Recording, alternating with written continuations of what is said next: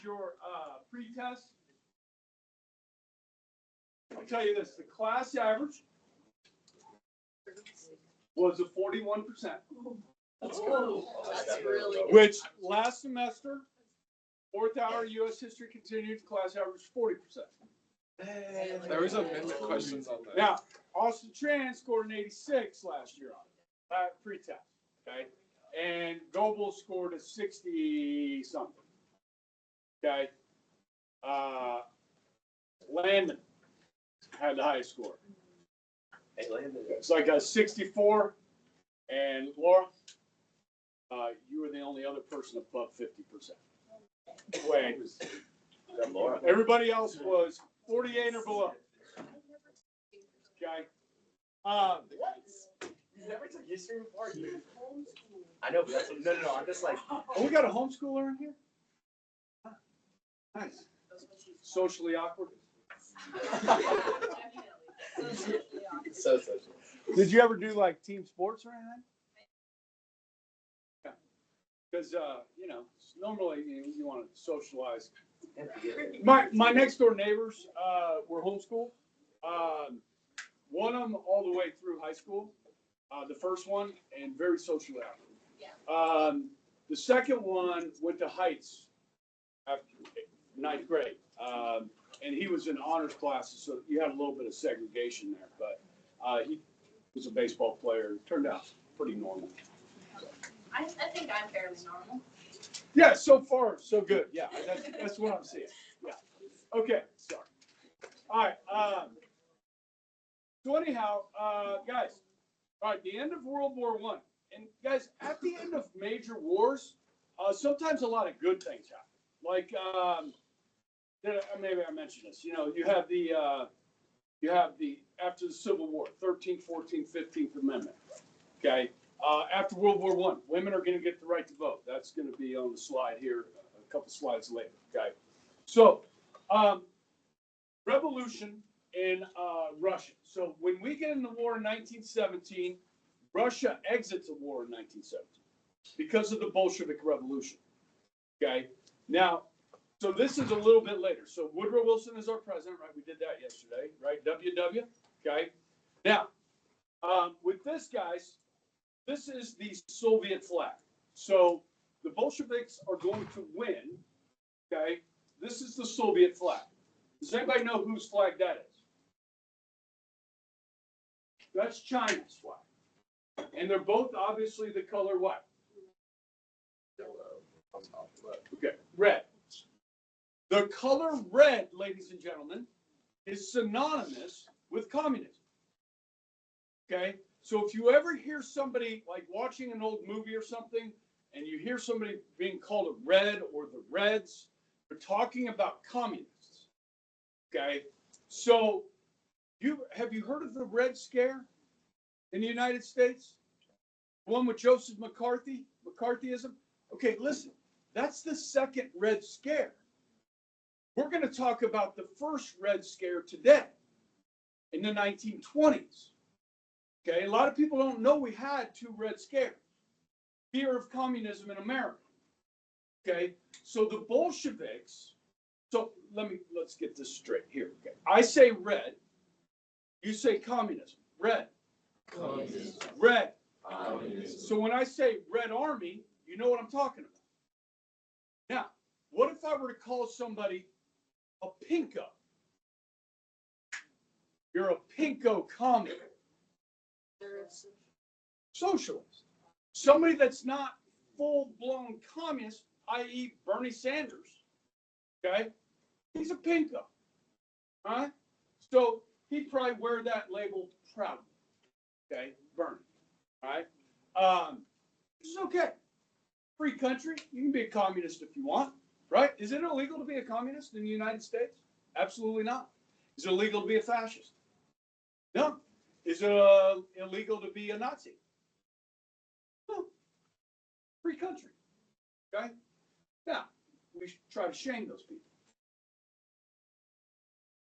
Now, so Vladimir Lenin, you guys know this much like Trotsky? You guys know about Trotsky a little bit? And who was the ruling family that they overthrew. The Romanovs, the Tsar Nicholas II. And he had a family, right? The Romanov family. And he had a daughter named Anastasia. Okay. And what happens to the family? They get assassinated, yes? Including Anastasia. Now, does she survive? She survived. That's the whole point of the movie. Okay. I thought they made it up. Anyhow, who was the hemophiliac? Was it the son that was a hemophiliac? So like a bleeder? Yes. And so they invited this doctor into their family? Rasputin. Okay. Now, if you guys don't know this history, it's really interesting, right? I mean, this is like some kind of pseudo-scientist doctor guy. He's weird, okay? And partially helps bring down the country, okay? So Lenin, who was in exile, returns to Russia. Now, who is the author of Communist Manifesto? Karl Marx. Did you know he had a co-author? Friedrich Engels. Yes, okay. Now, does anybody know where Marx is from? He's from Germany. And he's also what? He's Jewish. He's a German Jew, just like Albert Einstein. He's a German Jew. Okay? Where was Marx living when he wrote the Communist Manifesto? London. So you guys are all familiar with the Industrial Revolution, where people moved off the farms into the cities to work in factories. Yes? Here's another movie for you. Mary Poppins. We guys see Mary Poppins. Okay, so in that movie, you see there's a lot of they talk about the chimneys, right? The chimney sweepers and all that, and the smoke and the smog. And guys, listen, it was real. The pollution in London was awful. What were the working conditions like in the factories for the workers in London? Unsanitary, unsafe. Did they get paid a good wage? So what were their living conditions like? They lived in slums with a lot of pollution. And Marx is watching this take place in London. And this is where he writes the Communist Manifesto. He's saying this is wrong, that this should not be the case, that the workers are being mistreated by the wealthy, the aristocrats, the owners, and the management. And this shouldn't be the case. And you know what? He's right. But Marxism, their solution to this is to tear down the wealthy, the powerful, through force, because they're not going to give up what they have willingly. You understand? You're going to need a strong man. You're going to have somebody come to power that is going to tear them down. And then you use what they have to raise everybody up to equality, or that word equity. Okay? Now, it's a utopian idea. It's a wonderful idea. It's just there's a major problem, and it's called human nature. It won't ever work. Now, it's been tried. What's interesting is that the first place it actually took root was in Russia. Russia was still an agrarian nation, guys. They had not industrialized to the levels of the rest of Europe. So when this took root in Russia, guys, it was rather shocking for people. Now, a lot of people had read the Communist Manifesto. A lot more read it after this happened. And then they began to realize the repercussions of it. Okay? So the word Bolshevik, guys, English translation, is the majority. Bolshevik means the majority. So all across the United States this morning, adults woke up hopefully brushed their teeth, maybe took a shower, and then went where? They went to worship. The vast majority of Americans are worker bees. I'm a worker bee. Okay? Now, are there more worker bees than there are management and ownership? Yes, that's the majority. Okay, the workers. So this message resonated enough in Russia for the people to support the Bolsheviks. Okay? And they're going to win. All right, so Russia pulls out of World War I to deal with this situation. Okay? Now, guys, it doesn't work. What happens is Lenin is quite a bit better than Stalin. Okay? So you'll still see statues of Lenin in Russia today. You won't see much of Stalin. Okay? What happens is when the strong man tears down the powerful, he's supposed to institute communism and then just become like everybody else. And the people around him, his powerful people around him, are supposed to succumb to communism as well and blend in with the rest of the population. In what would look kind of something like a true democracy, a direct democracy where everybody was equal and everybody had a say and everybody shared in everything. Okay? It just doesn't happen. That strong man comes to power, tears down the powerful, and never gives up his power. We know the names. Lenin, Stalin, Mao Zedong of China, Kim Il-sung, Kim Jong-il, Kim Jong-un, Fidel Castro, Ho Chi Minh. They don't give up their power. Okay? So it's never worked. Now, there are people in this country and in other countries that say, well, wait a second. They didn't do it right. We can do it better. We can figure out a way to institute communism better. We can create a utopian society in America. Guys, in the 20th century, close to 100 million people are going to die because of communist policies. In the Soviet Union, when Stalin takes over, he comes up with what are called 5-year plans. Okay, where in Moscow, they are going to manage the economy, a command economy. No longer do you own private property.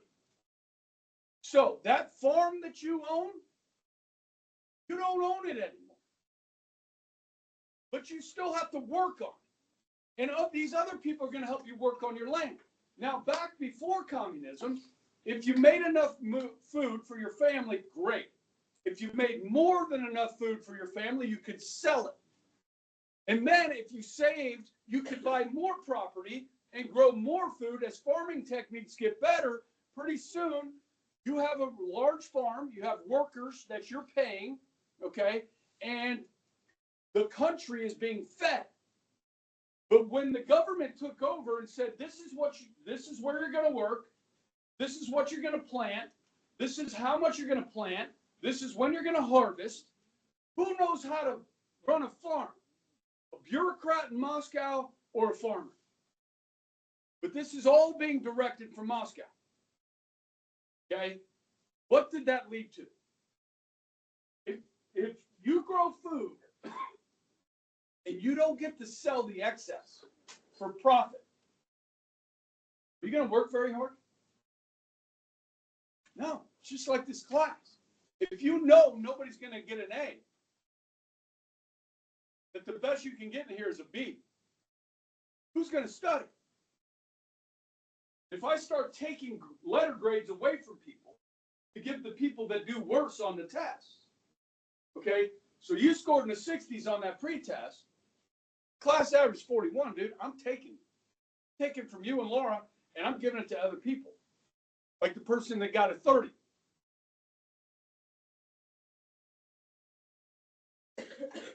That was the lowest score. It was not you. I'm not going to say who it was. I knew it. Unless everybody raises their hand right now and wants to know. Okay, everybody didn't raise their hand. All right. Oh, yeah. Yeah, I already told you. Okay. So, I mean, simply think about it. Like, so somebody, I think we did this in a government class, right? Like, somebody studies their butt off for the first test, 4 hours, they make an A, and somebody studies for a couple hours, makes a C, and well, that's not equity. Okay, so we're going to take that A, you're going to have a B, we're going to move this person up to a B, and then people start studying less, and then you have no productivity. It doesn't work. Okay, you can try it. Now, when you talk about socialism, you know, we did it in government class a little bit, okay? You know, there's this idea that people have fairness, okay, and social justice. And so obviously we use socialism in the United States already. It's just how socialist do we want to be, okay?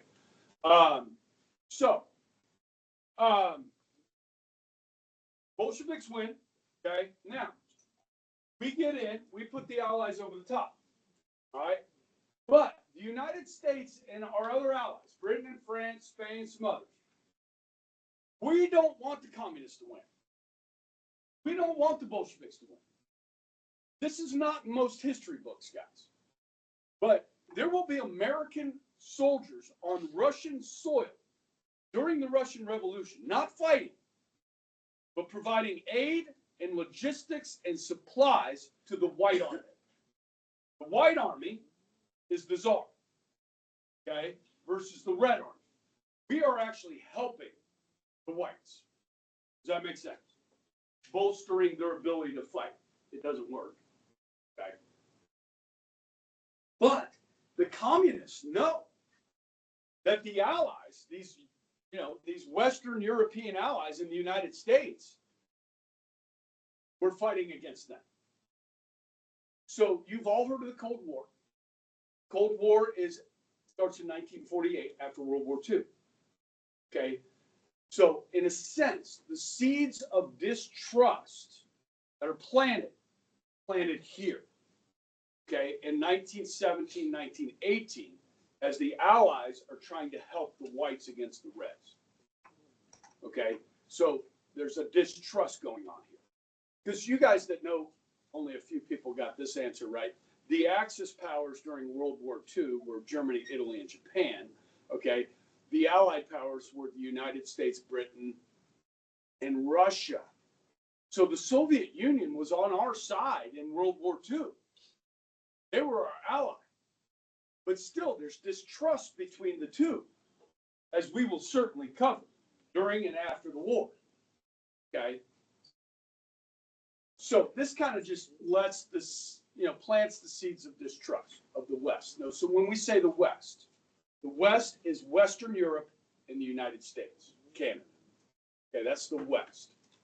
All right. Think of Western civilization. So you guys, when you were sophomores, you guys took a class called World History. When I first started teaching here, that class was called Western Civilization. What's the difference between teaching Western civilization and world history? Say that again? No, both are included. Do you guys know it? Go. No, though, that's all in the book. Have you guys ever heard of a term called ethnocentric? Okay, so teaching Western civilization is viewing world history through the lens of the West, through our eyes, not through the world's eyes. Does that make sense? So in essence, I don't know if that's woke, but in essence, we kind of went woke, right? So because you've heard this too, like who writes the history books? The winner. Okay, and who's been the winner? The West has been the winner. Okay, so we write the history book. Okay, is that always fair or completely honest? You know what I mean? So that's, I guess, Yes, that's right. Now, some colleges still teach it as Western civilization. Most have this world history type of thing going on. Make sense? Okay. All right, so fears of communism at home in America.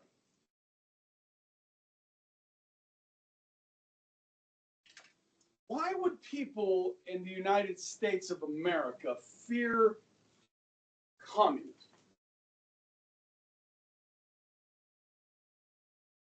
You've all heard of this thing called the American Dream. Now, we didn't just make that up like in the 1980s, guys, okay? That term's been around for a long, long time, okay? Why do people come to America? Like, we're all immigrants. We all came from somewhere else. Why did your ancestors come to America? To find their own American dream. Everybody's American dream is different.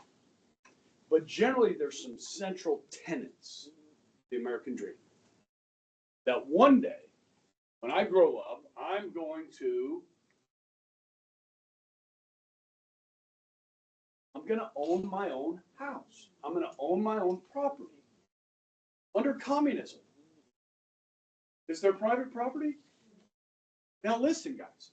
I had some Cubans, ancestors of Cubans that escaped Cuba after Castro took over in '58. I had three boys came through here. I'm trying to remember their last name. They were fantastic. They were educated, like their grandparents told them about communism. Okay, because they owned a house in Cuba, and they had a swimming pool in the backyard. After Castro took over, like random, people would show up at their house and swim in their pool, and they're like, why are you guys in our pool? And they're like, this isn't your pool. This is everybody's pool. We're communists now. You're like, oh, okay, we need to get the hell out of here. Okay, so they fled. Okay, that's what I'm talking about. There's no private property. Another reason why a lot of people immigrated to the United States, you could include the Puritans on this, was what? Religious freedom. Okay, and under communism, guys, they really don't like religion. They want you to worship the altar of government, not a god. Okay? Because that's not the right way to think under communism. You need some re-education. Okay. So, of course, we don't want that here. We don't want that here. Okay? So, this is going to turn into, we don't want that here, into a full-blown Red Scare. Okay? So let me show you how that kind of goes down. Oops. After World War I, you think, okay, so remember, we went from an army of 100,000 to 3.5 million. We had to make all the boots, the uniforms, the guns, the bullets, the tanks, the bombs, all the stuff for the war. So productivity is going to rise during war, yes? The economy is going to grow. A lot of money is going to be made. But when the war is over, is there going to be a slowdown? That's always a fear. Okay? You also, during war, you have things like rationing of goods. You have price controls by the government so that people aren't price gouging, these sorts of things. Okay? And wages. After the war, you had 4 million people on strike in the United States. Wanting what? Better working conditions, better pay, better benefits. These are labor unions. So when I say labor or big labor, we're talking about unions. Okay? You guys know what a labor union is? Okay? There is a National Education Association of Teachers Unions. Okay? Or the American Federation of Teachers, which I am a member of neither, nor will I ever be. Okay? Unions collect money, okay? Dues, union dues, and the union bosses will put some of that money aside in case there's a strike. So if the workers go on strike, the union bosses take some of that money and they give it to the workers because they're not getting paid during a strike. Okay? Over $2 billion in lost sales and wages.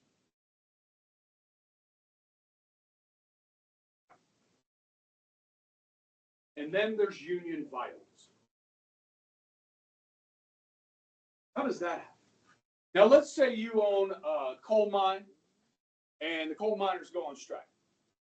Or you run a dock workers, and they go on strike. Well, we still need food and we still need coal. Got imports coming in, we need them offloaded off the ships, sent around. The railroad workers go on strike too. So those companies or businesses are going to look for new workers, yes? What do you call somebody that takes the job of somebody that's on strike? A scab. That's a lovely term to be called. A scab. Okay? Quick story. I'm a baseball guy, right? So, good friend of mine, Chuck Stanhope, rest in peace.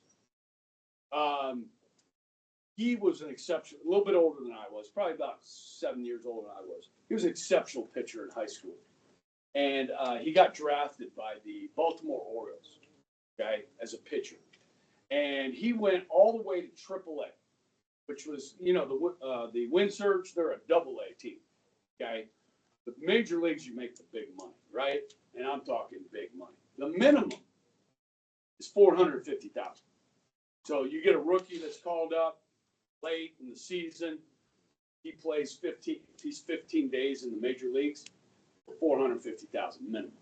Okay, now Juan Soto just signed a contract for over $300 million by the Mets. Yes. Shohei Ohtani, I mean, these guys make hundreds of millions. Okay. The little guy for 50 minimum. Okay. So Major League Baseball went on strike. And the fans were pissed. Like, you bunch of rich, but the owners are rich too. And the owners make a lot of money. So the players say, nah, you need to pony up. Okay. And so they went on strike. Well, Major League Baseball wanted to start the season. And so they started calling guys. Now, Chuck, my buddy, had retired from baseball. He was AAA. The end of that year, he quit. But then the Oakland A's called. And they said, would you like to pitch in the major leagues? And my buddy Chuck's like, oh, man, I know a lot of guys in the league. He played for a long time. He's like, they're gonna hate me if I do this. But I'm getting a chance to pitch in the major leagues, which I never got. He never got called out. So Chuck was a scout for about a month, and then they got the contract, and Major League Baseball came back. Okay, so but he did get to pitch in the major leagues. All right, now how would violence take place? Let's do a hypothetical. Okay. All right, let's just say, you guys, we don't have a teachers union here at Bishop Carroll for the teachers. Okay. Let's say Mrs. Fox, okay, myself, Mr. Nance. Okay. Who's the meanest teacher here?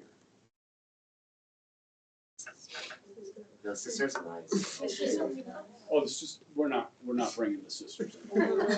The sisters Oh, can't. yeah. They can't. I feel like the meanest teachers also have a really nice It used to be Mr. Barber, like Mr. Oh, Barber. yeah. Okay. I feel like we've Yeah. gotten rid of all Yeah. So, okay, let's say Mr. Barber's still here, okay? So there's four of us, and we go secretly, and we start talking to all the teachers, okay? And guys, we're gonna form a union, right? Now, we don't want, why am I whispering? Because they're gonna find a reason to fire me before we can form that union. Understand? That's why I'm whispering right now. So we get together and form this union. Over the summer, we approach Mrs. Eaton, our superintendent, and say, look, we demand a 6% pay increase or we're going on strike. We have a union, by the way. And Janet Eaton looks at us and she laughs. She goes, where are you going to get that money? Where are we going to get that money? I don't care where you get it. Just get the money. We're going to go on strike. And so first day of school, okay, you guys show up for school. We're out on Central. Picketing. We've got signs. Social justice for Catholic school teachers. Hell no, we won't go. Okay? Now, let's say Mr. Ebright is a single guy. He's making $50,000. I've got a mortgage, I got a car payment, and I got 2 kids. Okay. Paying child support or something. I don't know. Okay. I'm not very well off. And 2 weeks go by. Now, well, you guys still have to come to school. So Mr. Shuckman is going to take the seniors. Okay. And you guys are going to be in the AC. Okay. The juniors will be with Miss Nielsen in the auditorium. Freshmen be in the cave, McCracken, and Slate. Okay. And then the sophomores will be in the commons with whoever's left. Okay. Dester gets the sophomores. So, their management, they're not on strike. Okay. So, but I missed 2 paychecks. Dude, I got to pay my mortgage. And we've only had a union for summer, so we don't have a lot of money saved up. So I decided I'm going to break the strike. So I drive down to the baseball field because I work down there a lot. And I drive down there, but I'm wearing khaki pants and a white shirt and a blue sweater. Okay. And I shave my goatee. And I'm going to drive down the baseball field, sneak in to the back of the school while the teachers are out on Central. Okay. And I'm going back to work. So they're marching out there and calling Mr. Long's like, where's Ebright at? Barbara's like, where's Ebright at? I think I saw him down at the baseball field. So Barbara goes down there and he sees my truck, but I'm not there. He knows I'm inside teaching. I am hurting the cause. Next thing you know, my tires are slashed. My windshield's busted in. Okay. Union violence. Okay. This is how it happens. You're a coal miner, you're on strike, and some scab comes in and takes your job. You're not going to be happy about it. Some railroad worker, some dock worker, no, man. There's going to be violence. Because, dude, you are hurting my family, you are hurting my cause, and I'm coming after you. Okay? So, this union violence is going to scare people. And it is. There's a lot of violence. Okay? And you've got a lot of lost sales. You got railroads not running. People are pissed. Okay. Now, some people understand the plight of the workers. Okay. But what are unions trying to do? Are they trying to tear down the rich, the wealthy, the management, and bring more to them? I wonder if there's any reds in these unions. Now, am I saying union members are all communists? No. But if you were to look for one in the United States, a red in the United States, a union might be a place to look for one. I know that's not fair, is it? But listen, perception may not be reality. But you know what they say about perception. Okay? Now, strikes are opposed by businesses. They're losing money. Okay. The government doesn't like the violence. Okay. The public doesn't like the violence. The courts turn against these strikers. Okay. And then the Boston police go on strike.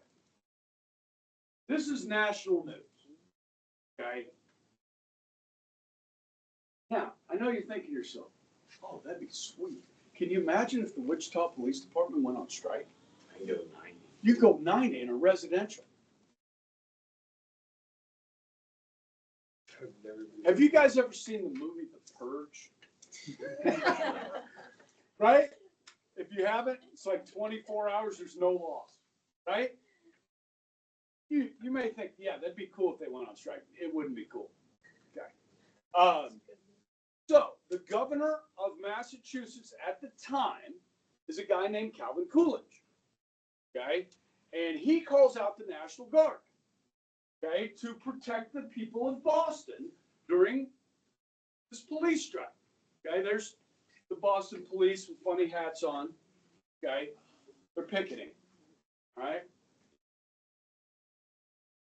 Coolidge is seen as a hero. And there's another guy that's about to run for president named Warren Harding. He says, you know, Coolidge, making getting some good headlines right now. You want to be my running mate? Be my VP running mate? And Coolidge said yes.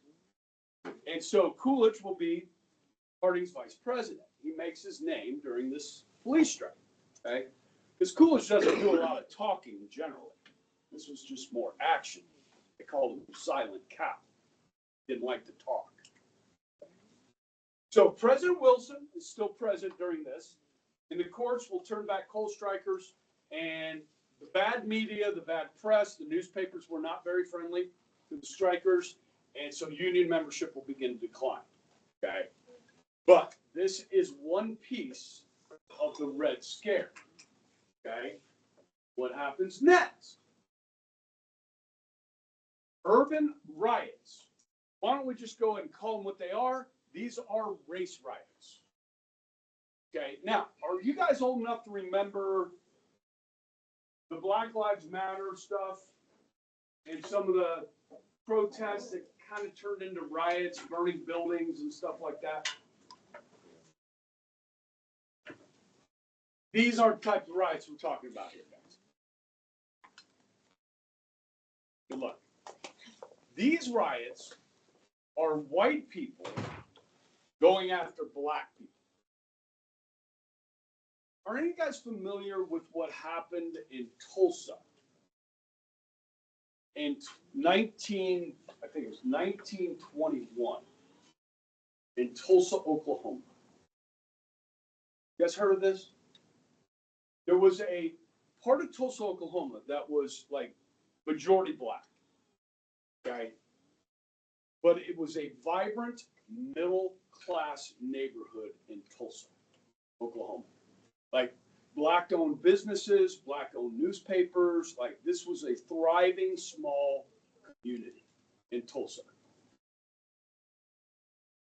There was a young man that was an elevator operator.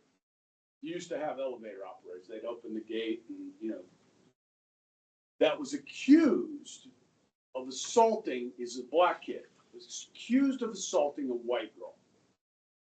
Okay? This word of this spread quickly to the city.